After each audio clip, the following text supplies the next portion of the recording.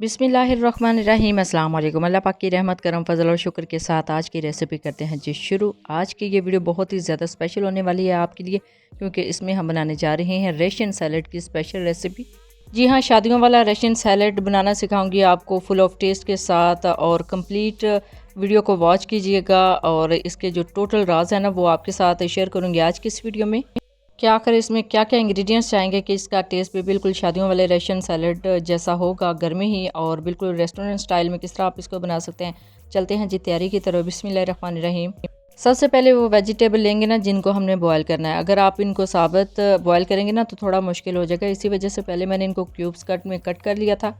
और मटर तो आपको पता ही ना, जस्ट छीलने हैं और बॉयल करने के लिए रख देने हैं। बाकी आलू और गाजर की आप कटिंग देख लें, इतनी कटिंग बहुत ही बेस्ट लगती है। और इसके साथ ही अब मैंने ना कुछ वेजिटेबल को इकट्ठा कर दिया और एक पैन में मैंने रख दी है मकरोनी को बॉयल होने के लिए। सब्जियाँ जैसे ही बॉयल हो जाएंगी इनको उतार के रख लेंगे। तो अब चलते हैं जी फ्रूट कटिंग की तरफ। बिस्मिल्लाहिर्रहमानिर्रहीम। अब आपको पता है ना अक्टूबर का मंथ चल रहा है, तो मैंगो तो मिलना बहुत मुश्किल है, लेकिन अल्हम्दुलिल्लाह मुझे मिल गया था इस रेसिपी को कंप्लीट करने के लिए। क्योंकि कुछ फ्रूट्स इसके अंदर ऐसे भी होते हैं ना जिनसे जो इसका टेस्ट है ना वो डबल नहीं बल्कि ट्रिपल हो जाता है। तो देखिए जी, इसको पहले मैंने अच्छे से पील ऑफ कर लिया था और उसके बाद इसके क्यूब कट में कट कर लिया है। कटिंग करना बहुत ही आसान है, इस तरीके से आप भी कटिंग कीजिएगा। इससे इसका जो साइज़ और इसका जो टेस्ट है ना बहुत ही अच्छा आएगा। अल्हम्दुलिल्लाह मैंगो क्यूब्स कट में कट कर लिया है, इतना साइज़ बिल्कुल बेस्ट है। बाकी आप इंग्रेडिएंट्स देख लें, ऐसा देख लें। मकरोनी को बॉईल कर लिया है, आलूओं को भी बॉईल कर लिया है, एप्पल को कटिंग कर लिया है, यहाँ पे आड़ू भी लिए हैं उनको भी कटिंग कर लिया है, अब मैंगो को भी कटिंग कर लिया है, गाजर को भी बॉईल करके रख लिया है, मटर को भी बॉईल करके रख लिया है। और यहाँ पे लिया है fruit cocktail, white paper, cream, mayonnaise, पिस्ता और बादाम, किशमिश, पीसी हुई चीनी। और आप एक चीज़ को नोट कर लें कि ये जो मैंने क्रीम और मेयोनीज़ ली है इसको फ्रिज से अभी अभी निकाला है।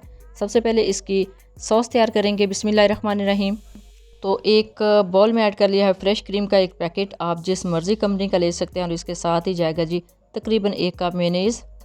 क्रीम और मेयोनीज़ के साथ मैंने 1 कप दही भी ऐड कर लिया था, वो अभी यहाँ पे रिकॉर्ड नहीं किया लेकिन बाद में ऐड किया था।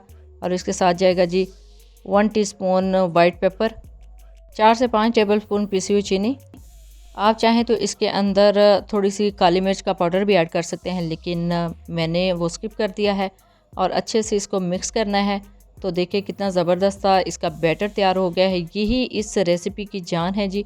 इसको आपने अच्छे से रेडी करना है इस सॉस को रेडी करने के बाद हम फ्रिज में रख देंगे ताकि ये ठंडी होने के बाद और भी मज़े की हो जाए। तो अब मैं आपको दिखाती हूँ जी वाइट पेपर की बोतल। ये है जी वाइट पेपर की बोतल, तकरीबन 100 से 150 रुपए की मिल जाएगी इजीली। इससे इसका टेस्ट बहुत ही ज़बरदस्त हो जाता है। बिस्मिल्लाहिर्रहमानिर्रहीम। सबसे पहले ऐड करेंगे जी बनाना और एप्पल, इस तरह की कटिंग आपने कर लेनी है। और इसके साथ ही जाएगा जी आड़ू के छिलके नहीं उतारे क्योंकि इसके छिलके सॉफ्ट होते हैं। बिस्मिल्लाहिर्रहमानिर्रहीम। और अब इसके अंदर जाएगी जी एप्पल। यहाँ पे एप्पल के छिलके मैंने नहीं उतारे क्योंकि इनका कलर ना इस रेसिपी में बहुत अच्छा लगता है। बिस्मिल्लाहिर्रहमानिर्रहीम। और अब आलू ऐड करते हैं, बॉयल आलू। और ये देखिए कितना ज़बरदस्त इसका साइज़ है। और इसके साथ जाएंगे जी गाजरें। बिस्मिल्लाहिर्रहमानिर्रहीम। मटर ऐड करेंगे। बिस्मिल्लाहिर्रहमानिर्रहीम। मटरों को भी अच्छे से बॉयल कर लिया था। और अब जाएगा जी मैंगो। बिस्मिल्लाहिर्रहमानिर्रहीम। तो अल्हम्दुलिल्लाह वेजिटेबल्स एंड फ्रूट्स ऐड कर लिए हैं। अब इसके अंदर जाएगा जी किशमिश। बिस्मिल्लाहिर्रहमानिर्रहीम। इसके साथ ही जाएगा जी कुछ पिस्ता और बादाम, इनको मैंने क्रश कर लिया था। बिस्मिल्लाहिर्रहमानिर्रहीम। और इसके साथ ही सबसे लास्ट में जाएगा जी फ्रूट कॉकटेल, ये इस रेसिपी की जान है। बिस्मिल्लाहिर्रहमानिर्रहीम। और अब अच्छे से मिक्स कर देंगे। आपके पास अगर पाइनएप्पल हो तो आप वो भी ऐड कर सकते हैं, लेकिन मैंने इसके अंदर फ्रूट कॉकटेल ऐड की है पाइनएप्पल की जगह। अब अच्छे से मिक्स करेंगे। और मिक्स करने का मकसद यहाँ पे ये है कि सारे जो फ्रूट्स हैं ना उनका टेस्ट अच्छे से आएगा अगर अच्छे से मिक्स किया होगा। यहाँ पे जो मैंने पास्ता मैकरोनी को बॉयल कर लिया था वो ऐड करेंगे। बिस्मिल्लाहिर्रहमानिर्रहीम। इससे इसकी लुक ना बड़ी ही ज़बरदस्त आती है।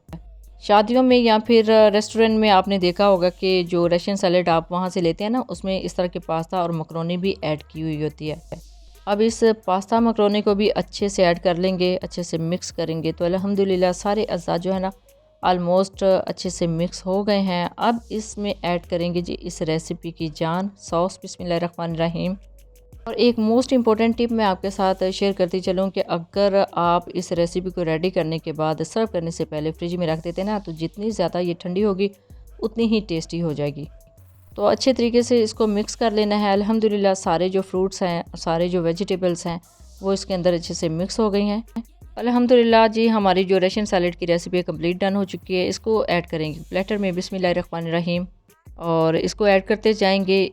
अब इसको सर्व करने से पहले मैंने तो थोड़ी देर के लिए फ्रिज में रख दिया था ताकि ये मज़ीद ठंडा हो जाए और इसका टेस्ट निकल के आए। अल्हम्दुलिल्लाह अल्हम्दुलिल्लाह, अगर आप भी इस मेथड से इस रेसिपी को बनाते हैं ना, तो आपकी जो रेसिपी है ना बिल्कुल प्रोफेशनल बनेगी। वैसे ही रेसिपी जैसे आप शादियों से लेके खाते हैं या फिर आप रेस्टोरेंट में जाके इस तरह की रेसिपीज़ ट्राई करते हैं, तो उसको इसी मेथड से रेडी कीजिएगा। और अगर आप इसके अंदर वाइट पेपर ऐड करेंगे ना, तो इसका टेस्ट बिल्कुल प्रोफेशनल लगेगा। इवन कि कुछ लोग जस्ट वैसे ही नमक और शुगर ऐड कर देते हैं, उससे इसका टेस्ट निकल के नहीं आता। तो इस मेथड से आप बनाइएगा। और देखिए जी, गार्निशिंग के लिए मैंने इसके ऊपर कुछ मेवाजात ऐड कर दिए हैं। फ्रूट कॉकटेल रखा हुआ था वो ऐड किया है, किशमिश ऐड की है। तो देखिए अल्हम्दुलिल्लाह अल्हम्दुलिल्लाह, हमारी जो बिल्कुल प्रोफेशनल रेसिपी है ना बन के रेडी हो चुकी है।